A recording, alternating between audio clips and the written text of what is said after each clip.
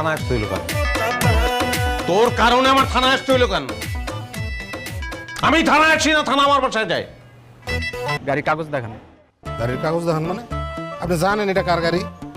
কার গাড়ি? কার? সায়েম সাহেবের গাড়ি। এই সায়েম সাহেব কে? পুলিশের কোনো বড় অফিসার? হ্যাঁ, সায়েম সাহেবকে চিনেন না আপনি? থানায় নতুন আইছেন না?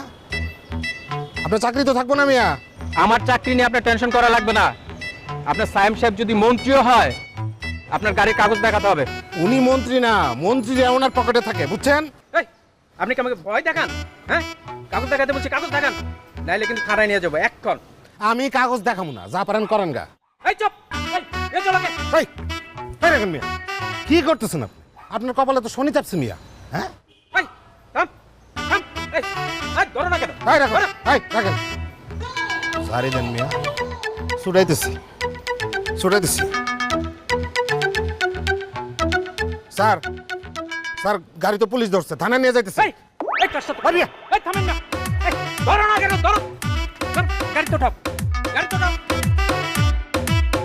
ওনার গাড়ি কাগজপত্র নাই, কাগজপত্র ছাড়াই ঘোরাঘুরি করতেছে, অথচ উল্টা আমাদেরই ভয় দেখায়।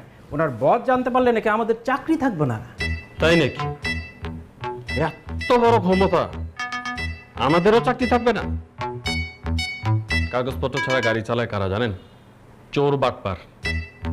ডাকেন, আপনার কোন বস আছে তাকে ডাকেন, দেখি তার কত বড় ক্ষমতা।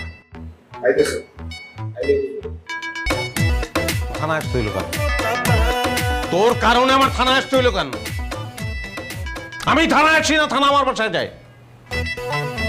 মন্ত্রীর সঙ্গে মিটিং, সেটা ক্যান্সেল করে আসতে হইলো আমার। স্যার আমার কি দোষ? এরা তো কোনো কথাই শুনলো না, আমার থানায় নিয়েছে। আমার পরিচয় দাস নাই? দিছি। কি বলে? কয় কোনো মন্ত্রী টাইম নেই, সায়েম ফ্যাম চিনি না। কি সায়েম কি? হ্যাঁ, তারপর? চিনেন আপনি? কনগ্রাচুলেশন, বিশাল ক্ষমতাশালী জায়গায় তুই চলে আসছস। বাহ! কি হচ্ছে আমার এখানে? আমার অফিসে এসে আমার সাথে কথা না বলে আপনি ওদের সাথে কথা বলতেছেন। কি আপনি?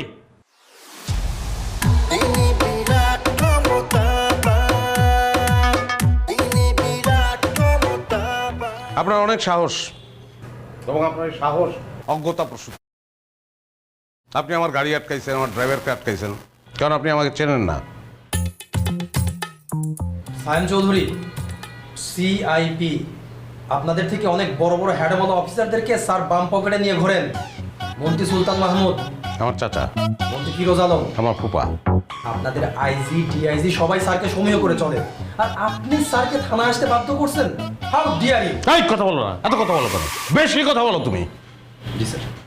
প্রত্যেকটা সেকেন্ডের দাম আছে, সামান্য একটা গাড়ির জন্য এত সময় তো আমি দিতে পারবো না। ফালতু। স্যার মন্ত্রী কল করেছে। আগেরটা আগে, ভূমিমন্ত্রী টাইম নেই, বাদ দাও। স্যার লাঞ্চের দাওয়াত দিয়েছে। বাদ দাও। জি স্যার। ডিআইজি পারভেজকে ফোন দাও। জি স্যার।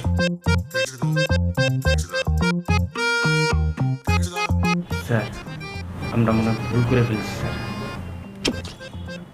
আর গাড়ি ধরে নিয়ে আসছো, তার কারণে যদি আমার কোনো ক্ষতি হয় তাহলে তোমার খবর আছে। বুঝতে পারছি।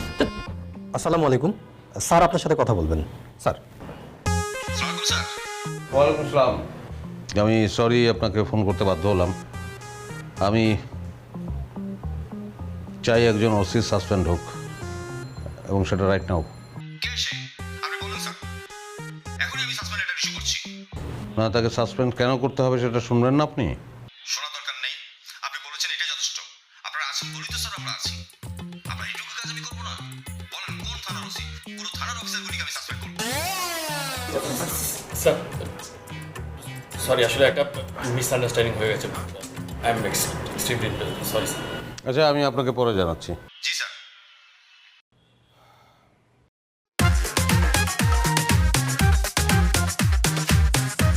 Sorry sir, please. সরি বললেন, ইটস ওকে। দুইটা শর্ত আছে। এক নম্বর শর্ত, আমার গাড়িটা যে লোক আটকিয়েছে তাকে। স্যার আমি ইমিডিয়েট সাসপেন্ড করার ব্যবস্থা করে দিব। স্যার, চুপ করো। চলো মতিন। স্যার 2 নাম্বার 17টাই বলবো না। আমি বলবো আপনাকে, কাগজ দেন। জি, কাগজ কাগজ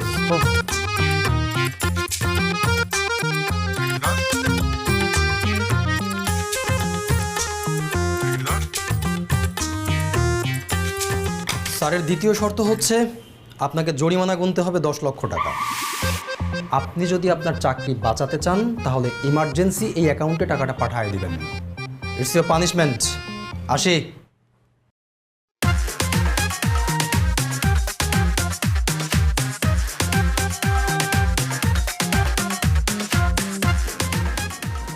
কানে নিয়ে আসছো ধৈরা?